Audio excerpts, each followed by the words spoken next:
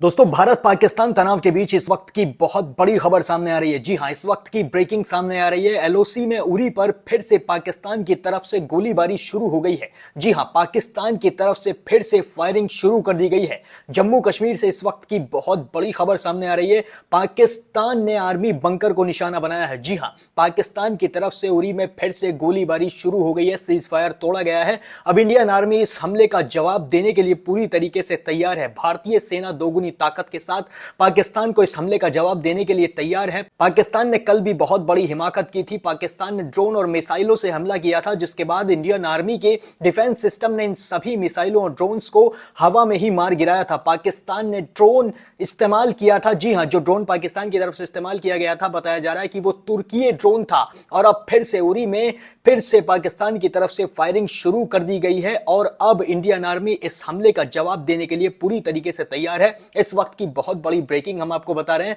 LOC में उरी पर गोलीबारी फिर से शुरू हो गई है। जी हां, इस वक्त की बहुत बड़ी ब्रेकिंग है। इस खबर पर आप भी हमारे साथ अपनी राय जरूर साझा करें।